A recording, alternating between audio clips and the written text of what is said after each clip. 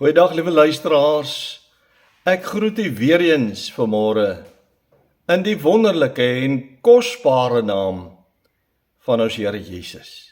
Vir elkeen van ons wat bely dat Jesus ons verlosser is, dat hy ons koning is, vir elkeen van ons is die naam van Jesus Christus kosbaar.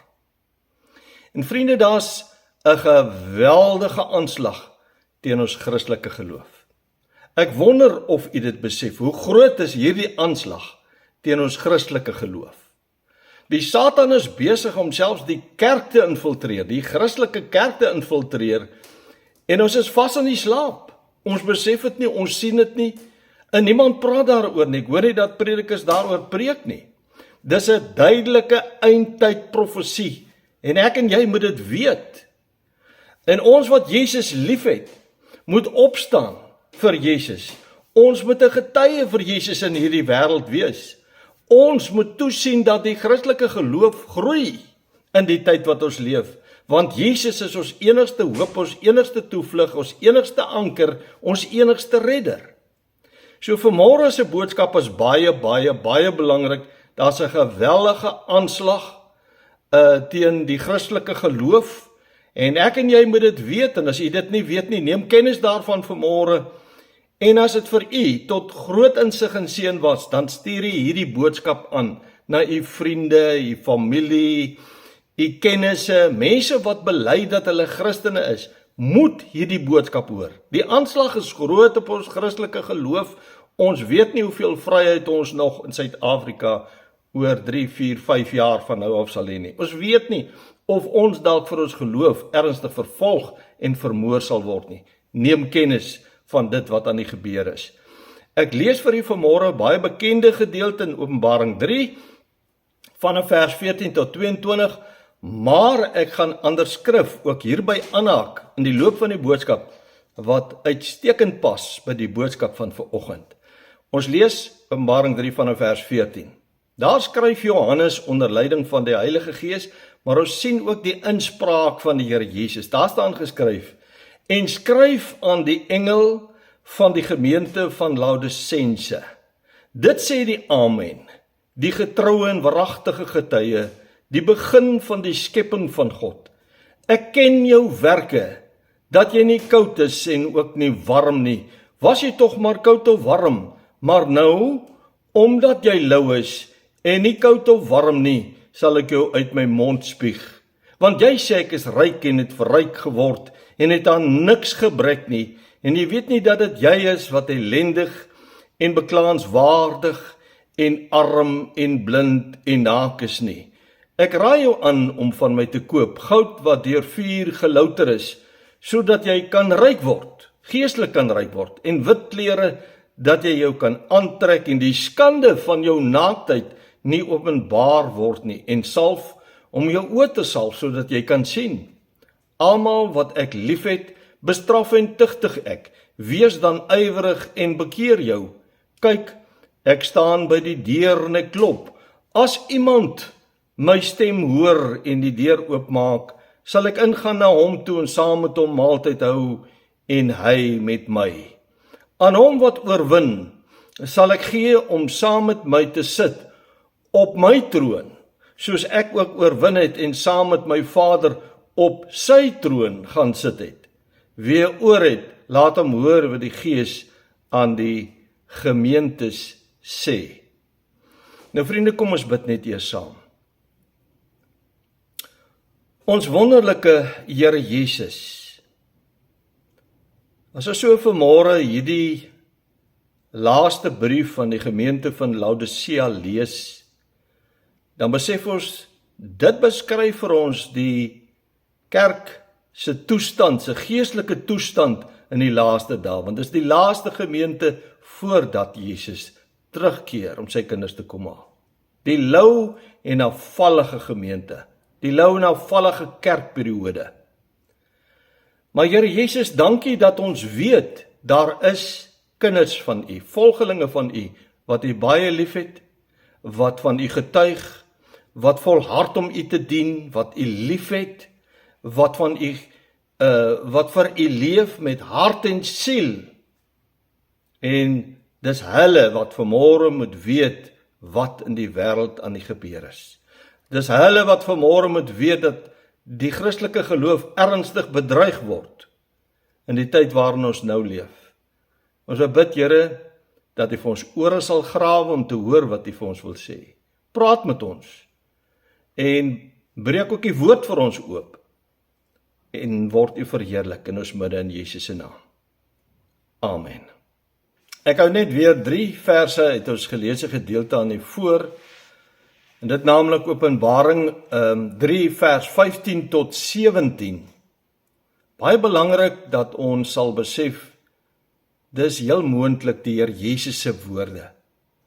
En hy spreek sy misnoë, sy hartseer, sy verdriet oor die geestelike kerk, die Christelike kerk kan ons sê, in die laaste dae uit. Hy spreek sy hartseer, sy droefheid uit oor Christene, mense wat hulle Christene noem, se lewens. Kom ons lees dit. Daar staan geskryf: Ek ken jou werke, dat jy nie koud is en ook nie warm nie. Was jy tog maar koud of warm? Maar nou, omdat jy lou is en nie koud of warm nie, sal ek jou uit my mond spieg. En dis hoe God en Christus voel oor lou, afvallige Christene. En dan gaan hy aan, hy sê, want jy sê, dit is die hartseer, ons dink baie keer ons is baie oulik en op 'n goeie geestelike standaard. Nou sê die woord, want jy sê ek is ryk. Jy sê dit, ek is ryk en het verryk geword en het aan niks gebrek nie.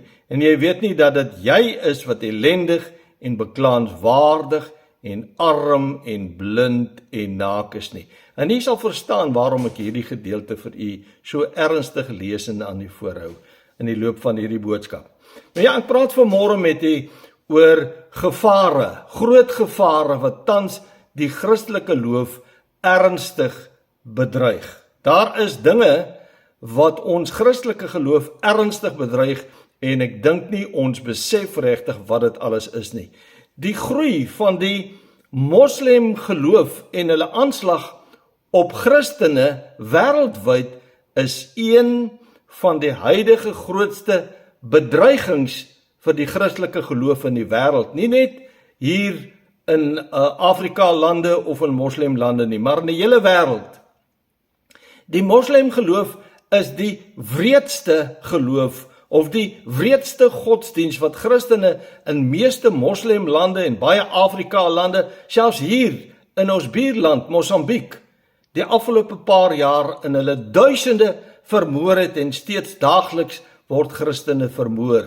Ons weet van die ISIS-beweging, die gevreesde ISIS-beweging wat Christene wêreldwyd vermoor. Dis 'n moslembeweging, 'n moslim-terroriste groep en die hartseer daarvan is dat die wêreld swyg. Niemand sê regtig iets daaroor nie. Ek wil vir jou aanhaal uit een van die basyne waarin professor Johan Melan geskryf het. Ek het hom persoonlik geken. Hy het reeds in die 1990s die volgende geskryf, of ons kan sê die volgende voorspel, naamlik dat die anti-kris aan die hoof van die nuwe wêreldorde sal staan, wat op die konsep van eenheid gebaseer is. So, die wêreldorde is die organisasie wat die wêreld gaan beheer, en die anti-kris gaan die hoof van daardie organisasie wees. Alle wêreldorganisasies, hy gaan die hoof daarvan wees. Nou vriende, dis presies wat ek nou onlangs vir u gepreek het, in die 2 boodskappe oor die digitale ID en die digitale stelsel, waardeur hulle die ganse wêreldbevolking wil beheer en gaan beheer. En dit is baie naby, is baie nader as wat ons regtig besef. En mense vra vir my, hoe gaan ek daarteen weerstand bied? Nou, persoonlik dink ek dat ons dit so ver moontlik moet vermy en dit moet teestaan. Maar tyd sal ons leer. Nou hulle mikpunt is natuurlik 2030, ek het al baie daaroor gepraat. Die mikpunt is 2030 waar hulle die hele wêreld onder hulle beheer wil hê, en vanaf 2026, dis nou volgende jaar, sal ons sien en ons sal ervaar hoe hulle planne ernstig gaan toepas om mag en beheer oor ons almal te kry. Dit wil sê vanaf 2030 behoort die anti-kris heel moontlik al op die toneel te wees en op te tree as die wêreldleier van al hierdie wêreldorganisasies en hulle sal ons wil en hulle gaan ons beheer. Maar vriende, min mense besef dat die anti-kris ook as die Messias of die godsdienstige leier vir al die gelowe op aarde sal optree. En ek haal ook vir u aan wat professor Johan Mandan reeds hieroor in een van sy besyne in die 1990s geskryf het. En weet jy vriende, ek het dit toe reeds gelees, ek was toe reeds al 'n hele paar jaar gered. Ek het dit gelees, maar ek het nie alles verstaan nie, want ons het nie die toekoms mooi geken nie. En nou verstaan ek alles baie mooi, nou dat ek sien hoe alles in plek val. En dan besef ek net watter insig het God hierdie man gegee om hierdie goed so lank vooruit te kon voorspel.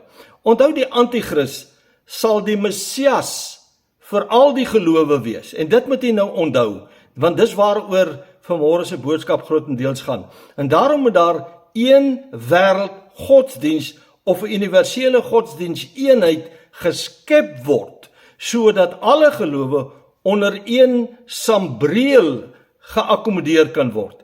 En alle gelowe sal verseker daarby inkoop. Want onthou nou, hulle wil graag 'n eenheid vorm. En die anti-kris of die Satan is reeds besig om die atmosfeer vir die anti-kris voor te berei en dis deel daarvan. Want die gedagte word geskep natuurlik dat alle gelowe huidiglik, hoor nou mooi, dis die Satan se leuns wat hy versprei, dat alle gelowe huidiglik dieselfde God aanbid, maar dat almal net op verskillende maniere aanbid. Nou vriende, ek en jy wat Christus Jesus as ons verlosser aanbid, God die Vader, God die Seun, God die Heilige Gees aanbid nie dieselfde God as enige ander geloof nie.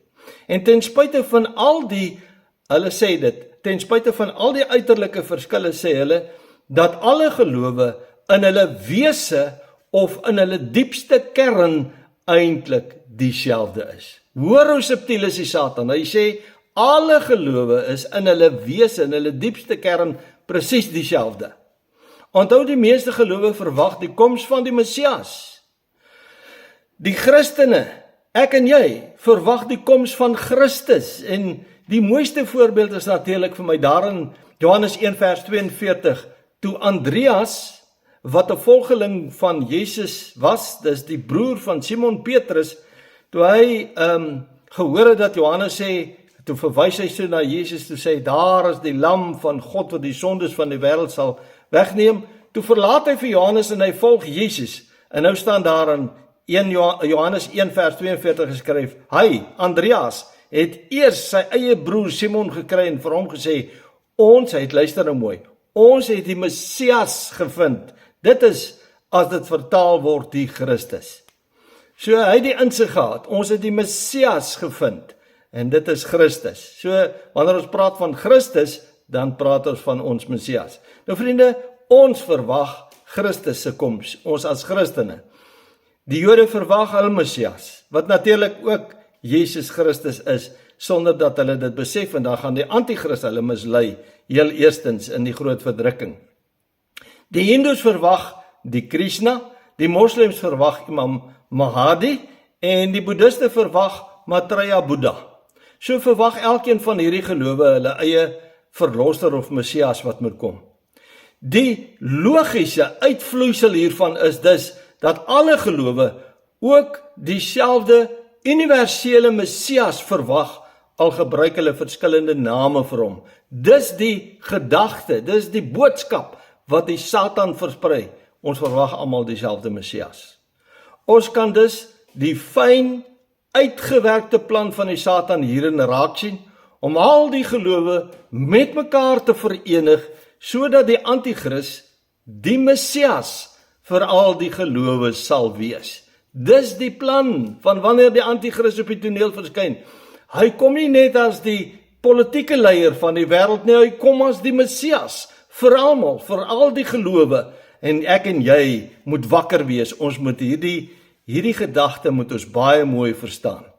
En verder sien ons ook reeds hoe en ek gaan dit noem, hoe die NG Kerk in Suid-Afrika en die Rooms-Katolieke Kerk wêreldwyd besig is om alle gelowe, soos die Moslem geloof, Boeddhisme, Hindoeïsme, Judaïsme en noem dit op.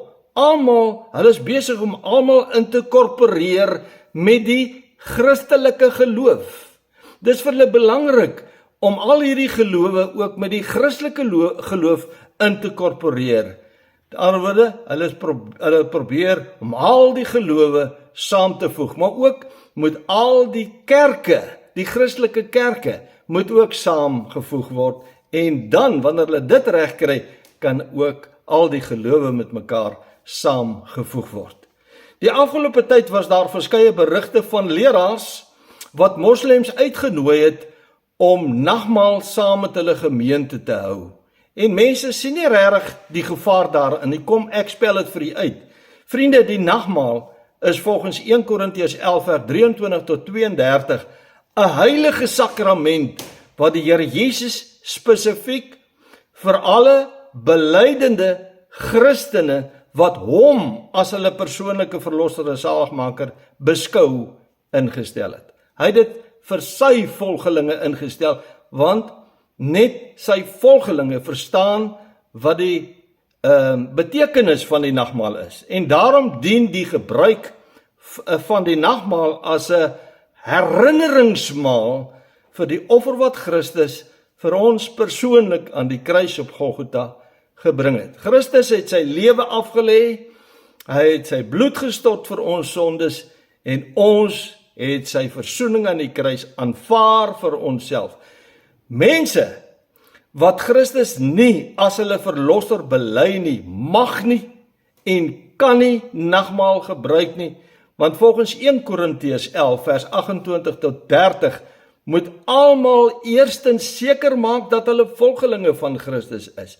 En hulle moet ook seker maak dat hulle lewe rein is voor God, voordat hulle nagmaal gebruik.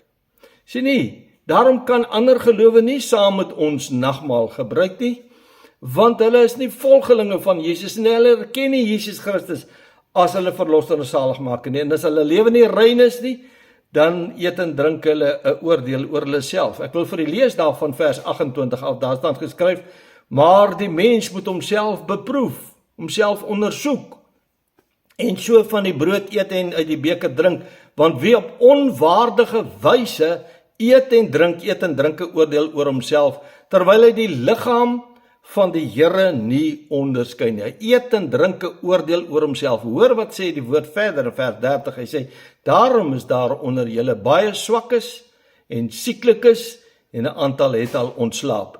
Wat sê dit vir ons? Mense het 'n oordeel oor hulle self gedrink en geëet, want hulle lewe was nie reg nie, en hulle het sieklik geword of hulle het gesterf. Hoekom is dit so? Omdat ons deur die gebruik van die nagmaal bely dat Christus ons deur sy bloed gered en gereinig het. Hy het ons deur sy bloed skoon gewas, hy het ons gered en ons gereinig. En daarom as mense van ander gelowe saam met ons die nagmaal gebruik, word daar 'n bespotting gemaak van Christus se versoeningsoffer aan die kruis. Hy het vir ons die versoeningswerk aan die kruis gedoen vir ons sondes, en mense moet dit verstaan, vriende. Hoe kan iemand nagmaal gebruik wat nie eers in Jesus Christus glo nie, wat nie eers die Christelike geloof ken en verstaan nie, en wat nie die Christelike geloof aanvaar nie? Om die Christelike geloof te aanvaar, moet jy Christus aanvaar. En hoe kan ons saam met sulke mense nagmaal gebruik? Dit mag nie gebeur nie. Maar my vriende, hier lê die groot geheim. Hoor nou mooi, hier lê die groot geheim. Die kerk gebruik eerder die geleentheid om mense van ander gelowe te laat deelneem aan ons Christene se heilige sakramente, soos die nagmaal, om so 'n deur vir die versoening met ander gelowe oop te maak. Hulle wil die Christene of die Christelike geloof met die ander gelowe verenig. Hulle wil hê ons moet versoen met mekaar, sonder dat hulle ons Christus of ons Messias, Jesus Christus, erken en bely. Nou vriende, dit gebeur alles juis om die indruk, sien jy, die kerk is besig om die pad te loop wat ons moet loop. Dis 'n ernstige bedreiging vir die Christelike geloof, want dis juis, hulle doen hierdie dinge om die indruk te skep dat ons almal dieselfde God aanbid. Sien jy nou mooi? Hulle is besig om die ander gelowe gewoon te maak aan die feit dat ons hulle erken en aanvaar, en nou word die pad oopgemaak vir hulle almal, sodat ons kan versoen as alle verskillende gelowe met mekaar. Dieselfde met die gebeure wat daar op Sondag 27 Oktober in die NG Grote Kerk plaasgevind het, waar die kerk, en weer eens die Christelike kerk hoofsaaklik vir 'n moslim gehoor oopgestel is, en waar erge semitiese propaganda en Jodehaat uitgebesuin is. Dit is vir my verskriklik om te dink, binne in 'n Christelike kerk word daar toegelaat dat hierdie moslim gemeenskap daarin kom en dat hulle haat in die kerk teen God se volk, die Jode, uitspreek. Dis baie opvallend hoe hulle die kerkgebou misbruik en die gebeure duidelik voorberei het om duidelik die moslems te akkommodeer en hulle toe te laat om hulle stempel in die Christelike kerk te kom afdruk. Nou sien ons baie duidelik hoe word die gevaar vir ons Christelike geloof, hoe word die Christelike kerk oopgestel vir die moslim geloof wat eintlik ons grootste bedreiging is om in te kom. As ons hulle kan maak, as ons hulle guns kan wen, dan is ons op die regte pad. Dis die gedagte. Langs die preekstoel, naby die kruis, het 'n Palestynse vlag gehang, wat glad nie daar gehoord het nie. Daar was selfs 'n groot plakkaat van die paus op 'n strategiese plek geplaas, wat ook nie daar gehoord het nie, want die paus is nie eers 'n Christen nie, maar die Rooms-Katolieke kerk skep die indruk van dat hulle Christene is, voordat hulle die protestante vermoor. Nou word daar niks van gesê nie, nou word hulle beskou as 'n Christelike geloof. En ook hulle speel 'n baie groot en 'n belangrike rol. En baniere met politieke slagspreuke en aanvalle teen Israel was ook oral in die kerk opgesit. Ek wil net noem, vriende, dat ek vir Dr. Bernard Fikker, wat die artikel vir Marula Media geskryf het oor dit wat daar gebeur het in die Grote Kerk, dat ek hom persoonlik ken en dat hy ook 'n vriend van die Kalahari bediening is. Ek wil net sê ek is baie trots om hom te ken en ek is trots op wat hy geskryf het. Maar ons sien so duidelik, soos daglig, dat die kerke soos die NG Kerk van Suid-Afrika, die Suid-Afrikaanse Raad van Kerke, die Wêreldraad van Kerke, die Rooms-Katolieke Kerk van die wêreld, dat hulle besig is, want dit is nou die Christene van die wêreld, dat hulle besig is met die vereniging van alle kerke. Eers met al die kerke hierby inkoop, en hulle sal miskien nie al die kerke kry nie, maar hulle sal die groter kerke kry wat hierby gaan inkoop. Al die gelowe moet dan daarby ingeskakel word, en dat dit sonder enige twyfel nog 'n eindtyd profesie is, wat voor ons oë in vervulling kom, en ons is vas in die slaap, ons sien nie die dinge gebeur, ons weet nie waar pas dit in nie, en eintlik is die Christelike kerk besig om hulle deure oop te gooi vir die ander gelowe om te sê, ons wil julle akkommodeer, julle moet deel word van ons. Vriende, dis belangrik, hoe weet ons dat dit so moet of sal gebeur? In Openbaring 17 vers 3 tot 5 lees ons, vind ons die beeld van 'n ontuchtige vrou wat op die dier of die anti-Christus se rug ry, en daarmee word verwys na die ekumeniese groep. Ekumeniese groep verwys nou na al hierdie verskillende gelowe en kerke wat 'n eenheid gevorm het. Wat ook natuurlik verwys na die konsep en die beginsel waarin nie net die verskillende Christelike denominasies of kerke nie, maar ook verskillende gelowe van oor die hele wêreld tot 'n eenheid bevorder gaan word en sal word. Nou hierdie Babyloniese samevoeging van gelowe is die bruid van die Antichrist. Dis natuurlik al die ongelowiges wat saamkom, want dit is net ongelowige mense wat nie regtig in Christus Jesus glo as hulle verlosser en saligmaker nie. En al hierdie ongelowiges wat bymekaar gevoeg gaan word, al die kerke, al die gelowe, hulle sal die bruid van die Antichrist uitmaak, net soos wat die ware gelowiges, die bloedgewastes, die wedergeborenes, die toegewyde kinders van die Here, die bruid van Christus is. Al wat ons weet, vriende, is dat hierdie huwelik tussen die Antichrist en sy bruid, dis nou al die ongelowiges, die valse gelowe, dat dit net vir 3,5 jaar, die eerste 3,5 jaar van die 7 jaar groot verdrukking sal duur, want dan sal sy ware kleur, die Antichrist se ware kleur geopenbaar word. Maar kom ons kyk, hoe gebeur dit dat die Christelike kerk van ons dag en ons tyd so in die hand van die Satan speel, dat die kerk self die ondergang van die Christelike geloof besig is om te bewerk. Ons sien hoe dat die Christelike kerk in Suid-Afrika en dwars oor die wêreld besig is om die ondergang van ons Christelike geloof te bewerk. Volgens die woord van God is daar net een antwoord. Die kerk van die laaste dae se geestelike toestand is primêr, dit wil sê hoofsaaklik, die grootste rede vir die bedreiging van die Christelike geloof en vir die bedreiging van die voortbestaan van ons Christelike geloof. Die kerk se geestelike toestand maak dat ons alles aanvaar, dat Christene alles aanvaar en ook in die hand van die Satan speel. Eerstens voorspel die Bybel, die woord van God voorspel heel eerstens die geestelike louheid van die Christelike kerk van die laaste dae.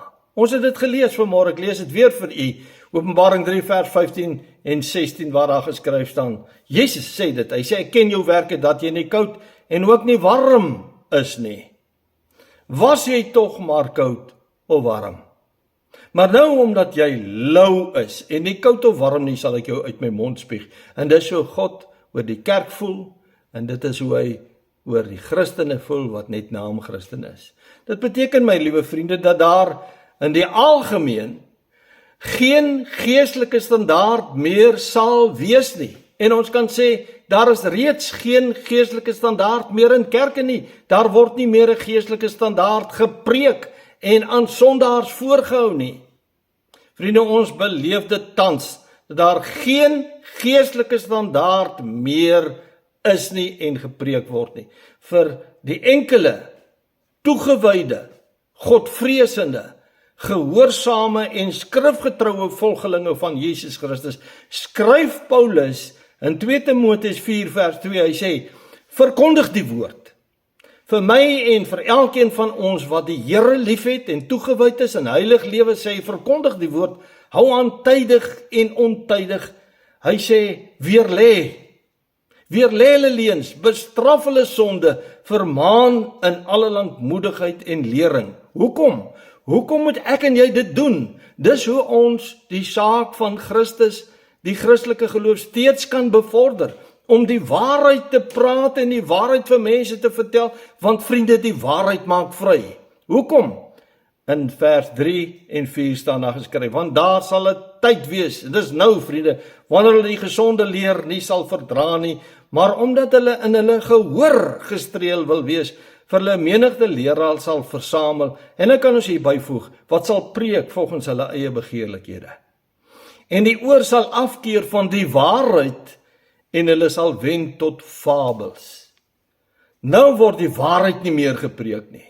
Die waarheid maak vry, maar die waarheid word nie meer gepreek nie. En nou wend mense hulle tot die leuns, hulle glo die leuns. En dis waarom daar nie meer teen sonde gepreek word nie. Ons hoor nie meer dat daar openlik reguit teen sonde gepreek word. Mense hoereer, hulle leef buite die egsaam, hulle skei, en dieselfde geslagverhoudings is mode in die tyd wat ons lewe.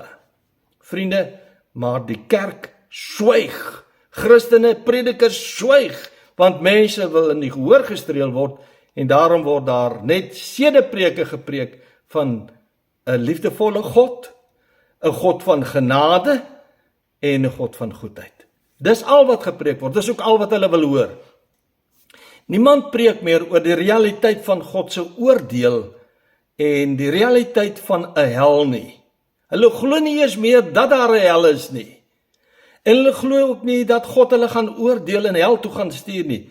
Jesus het self gesê in Matteus 13 vers 49 en 50 het gesê, so sal dit wees in die volëinding van die wêreld. Die engele sal uitgaan en die slegte mense onder die regverdiges uit afskei. En nou sê in vers 50, en hulle sal in die vuurpoel gooi, of in die vuuroond gooi, daar sal geween wees en geknars van tande. Hulle sal in die vuuroond gegooi word en daar sal 'n geween wees. Hulle gaan ween, huil, smarte ervaar en geknars van die tande. Mense spot oor hierdie skrif, vriende. Hulle sê, vertel die storie van die prediker wat gepreek het en gesê het, en daar sal 'n geween wees en 'n geknars van tande in die hel. En toe lag 'n vrou sonder tande, toe sê hy, maar die wat nie het nie, sal tande kry. Vriende, ons kan nie oor dit spot nie. Die hel is 'n realiteit. In Openbaring 20 vers 11 tot 15 staan daar geskryf, en ek het 'n groot wit troon gesien, en hom, dis Christus wat daarop sit, vir wie se aangesig die aarde en die hemel weggevlug het. By die oordeelsdag sal hulle wil wegvlug van die oordeel van God af, en daar is geen plek vir hulle gevind nie. En ek het die dode klein en groot voor God sien staan, en die boeke is geopen, en 'n ander boek, die boek van die lewe is geopen, en die dode is geoordeel na wat in die boeke geskryf is, volgens hulle werke. En dan sê vers 13 en 14, en die see het die dode gegee wat daarin was, en die dood en die doderyk het die dode gegee wat daarin was, en hulle is geoordeel elkeen volgens sy werke. En die dood en die doderyk is in die poel van vuur gewerp. Dit is die tweede dood. Is daar die ewige dood wat mense gaan ervaar. Hulle is elke dag besig om te sterf, maar hulle sterf nie. Die tweede dood. Dan sê vers 15, en as dit bevind is dat iemand nie opgeskryf was in die boek van die lewe nie, is hy in die poel van vuur gewerp. En daarom moet jy seker wees, die naam is opgeskryf in die boek van die lewe.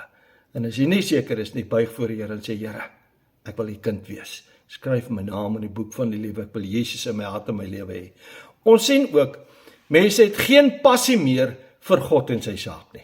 God se saak is nie meer belangrik nie. God se saak is nie meer eerste nie, en word nie meer eerste gestel, bo mense se lewens nie.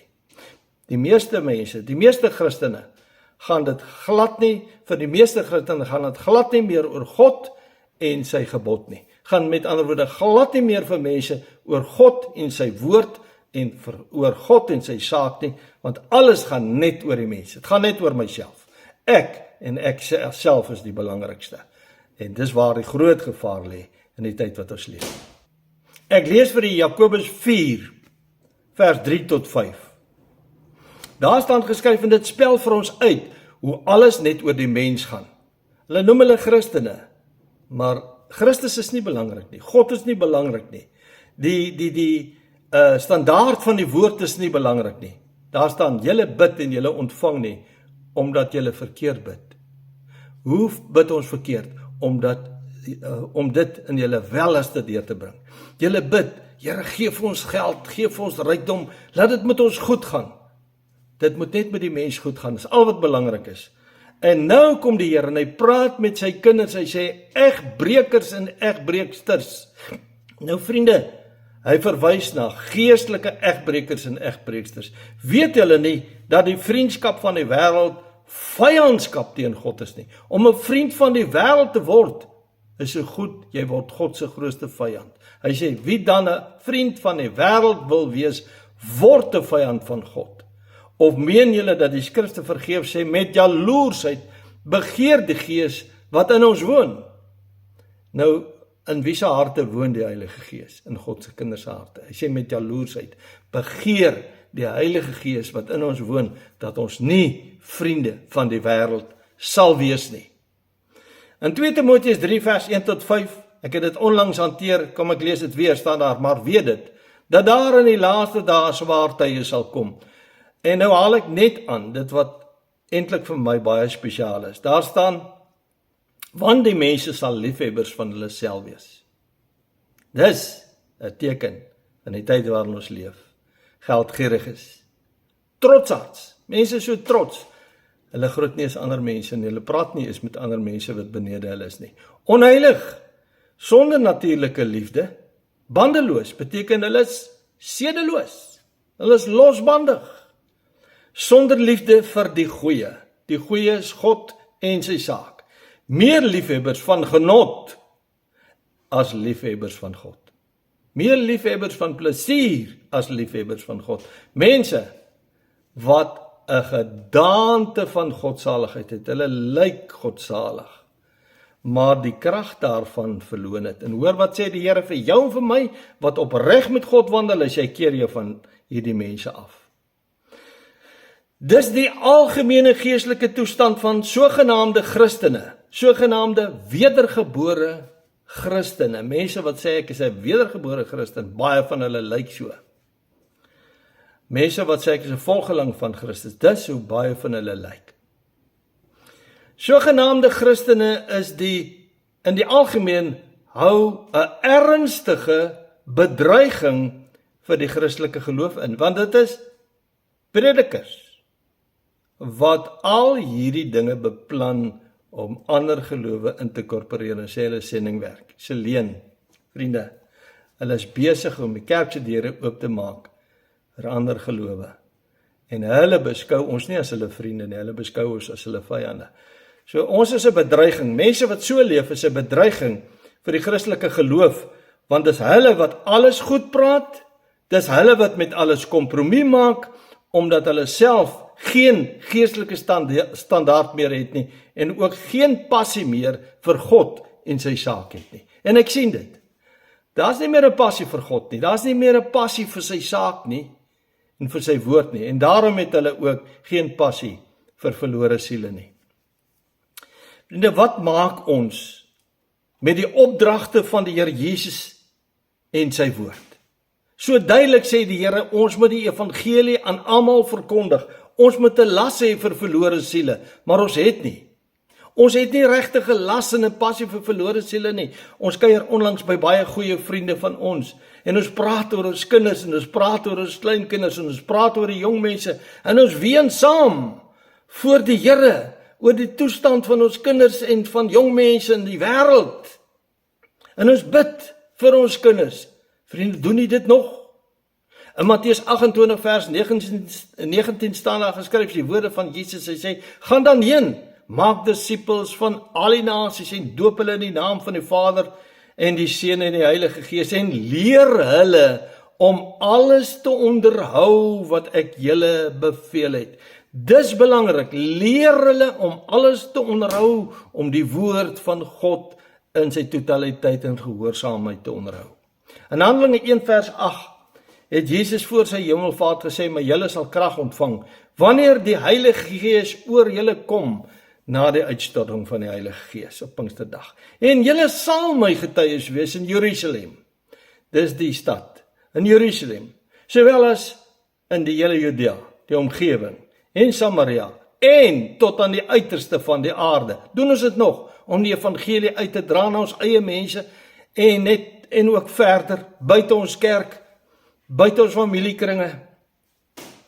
In Matteus 24 vers 14 het Jesus iets baie belangrik gesê. Hy sê in hierdie evangelie, en dit behels die verlossing van Jesus Christus. Dis die evangelie, dat Jesus red. Hierdie evangelie van die koninkryk sal verkondig word in die hele wêreld tot 'n getuienis vir al die nasies, en dan sal die einde kom. Vriende, beteken nie almal moet tot bekering kom nie. Ons moet die evangelie so ver moontlik verkondig en versprei, sodat almal hoor en dat Jesus kan kom.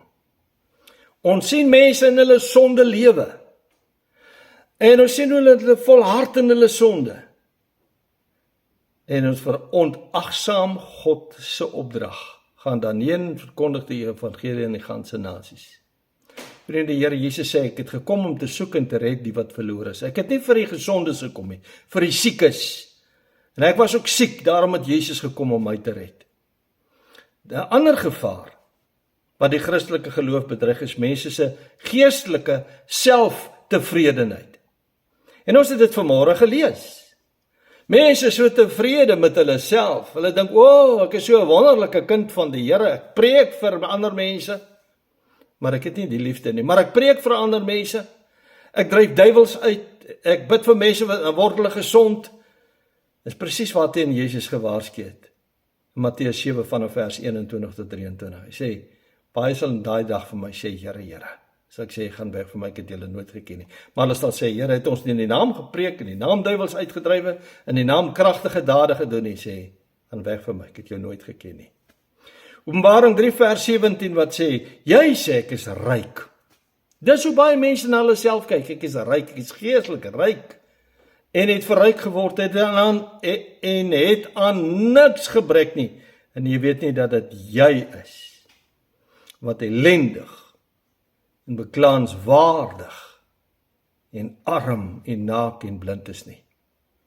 En die laaste bedreiging van die Christelike geloof, wat ek aan u wil voorhou, is die afwesigheid van 'n ware godsvrees. Hoor mooi wat ek sê, die afwesigheid van 'n ware godsvrees.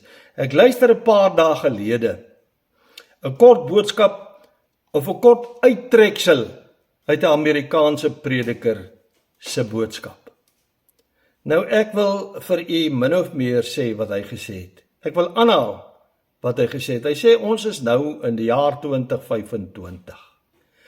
Hy sê en hierdie generasie is die sondigste, die slegste, die booste generasie sedert die vloed van Noag, sedert die sonvloed. En hulle raak net booser en slegter by die dag.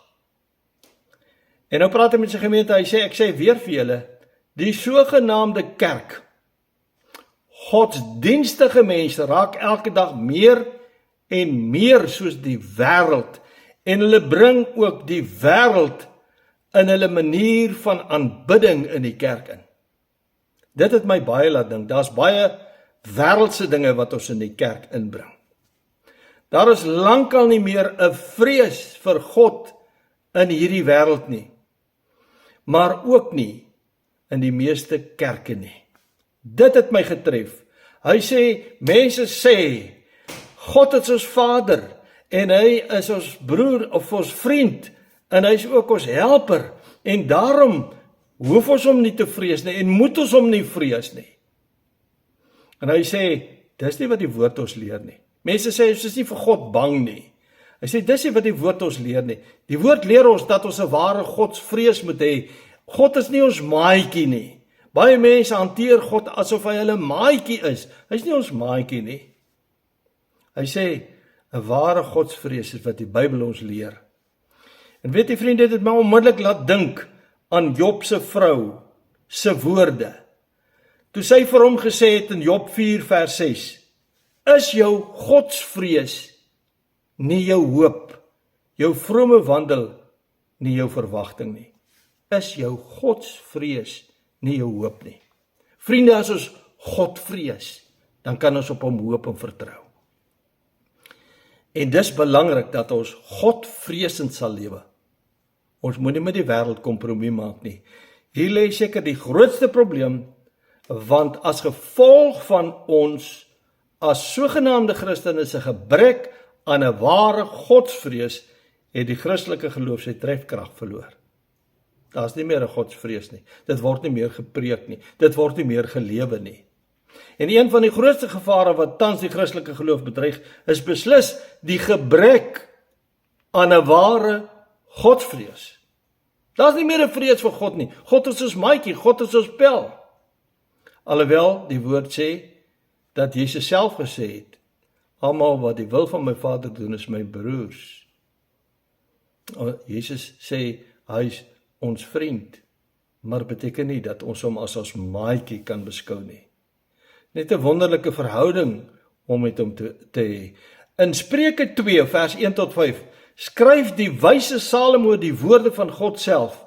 En dis asof dit God self is wat met ons spreek en praat hierdeur. Hy sê, my seun, my dogter, As jy my woorde aanneem en my gebooie by jou bewaar, sodat jy jou oor laat luister na wysheid, jou hart neig tot verstand. Ja, as jy na die insig roep, na die verstand jou stem verhef, as jy daarna soek soos na silwer en dit naspeur soos verborge skatte. Met ander woorde, as ons luister wat die woord ons leer, as ons dit gehoorsaam, dit doen, dit leef, dan sal jy die vrees van die Here verstaan en die kennis van God vind. Wanneer jy die woord gehoorsaam, wanneer jy die woord leef, dan sal jy die vrees van die Here verstaan en die kennis van God vind. En daarom sluit ek af met Psalm 111 vers 10 wat sê die vrees van die Here is die beginsel van wysheid. Hoor jy mooi, die vrees van die Here is die beginsel van wysheid.